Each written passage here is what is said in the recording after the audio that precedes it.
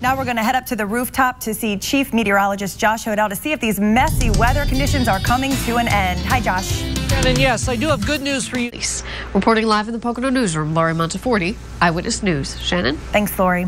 Mahanoy area school leaders pulled the plug on toilet paper in one of the boys' bathrooms, forcing students to head to the main office to sign out a roll.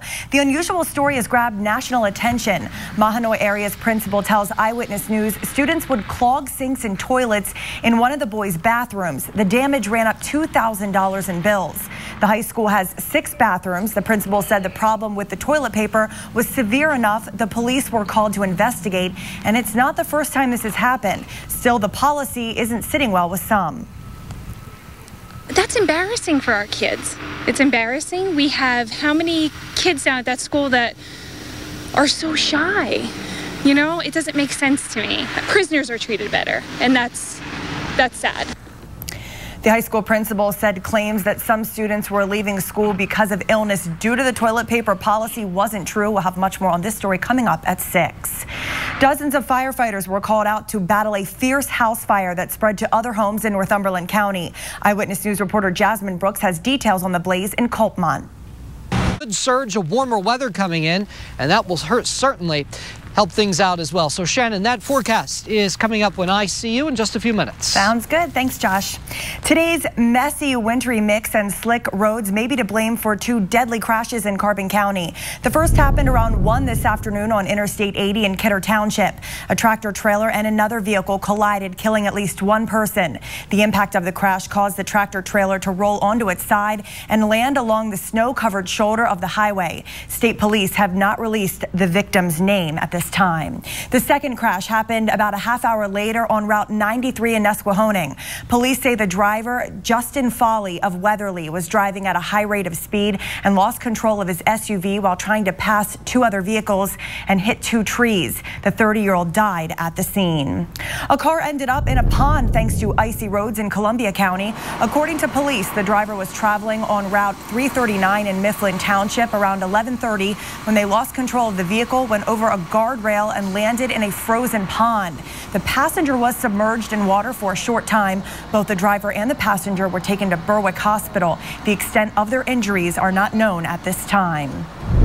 Morning commuters were met with slick conditions on roads in Luzerne County as that icy winter mix covered the region. This was the scene on Interstate 81 in Sugarloaf Township this morning.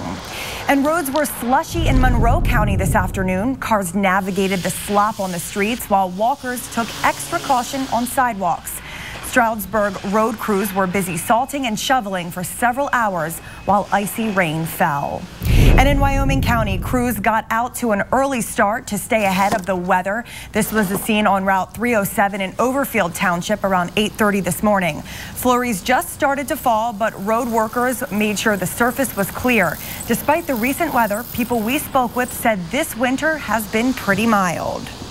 Winter, yeah, I would say it's a mild winter. We only had 2 storms or so. I wouldn't really consider this a bad snowstorm, but yeah, mild so far.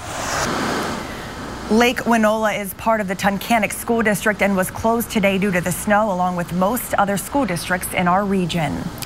2 men were taken to the hospital this morning in Lackawanna County after a bizarre incident involving a telephone pole.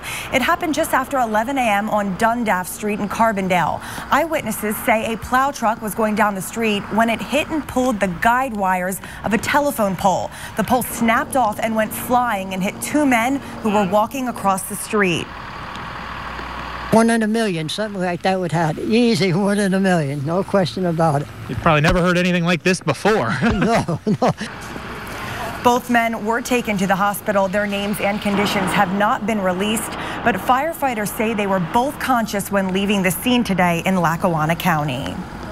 A coroner said last week an investigation into a Monroe County infant's death was closed, but police are now saying not so fast. 3-month-old Hassan Feliciano died in a Stroud Township daycare in November, and police say they are still investigating what happened. Our Laurie Monteforti explains live from the Pocono Newsroom. Laurie? Shannon, it appears there Eyewitness News. A deadly fire in Hazel Township is now being called a case of arson. The blaze broke out in the 1300 block of Church Street in Hazel Township around 8:30 p.m. last night. 47-year-old Mary Cook was taken to the hospital where she was pronounced dead. A man in the home, 54-year-old Anthony Gentle, was flown to Lehigh Valley Hospital Burn Center for treatment. There's no word on his condition.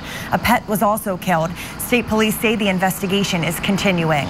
And a fire in nearby Hazleton forces a family from their home. It started just before 2 o'clock this morning in the 700 block of Siebert Street near Perry Court. The blaze quickly spread from the basement and engulfed the back porch. The 3 people inside at the time made it out safely along with their pet dog. We're told the damage at the home is repairable and the cause of this fire is under investigation. Well, still to come on Eyewitness News at 5, an area bookstore chain could be in trouble. How many Barnes & Noble stores are expected to shut down over the next decade due to declining sales? Plus, it's a popular breakfast spot for many, why it will soon be easier to have your favorite Cracker Barrel dishes each morning. And this was how Monday morning started. Salt trucks in Pittston Township treating the road around 5 a.m. before the wintry mix got going.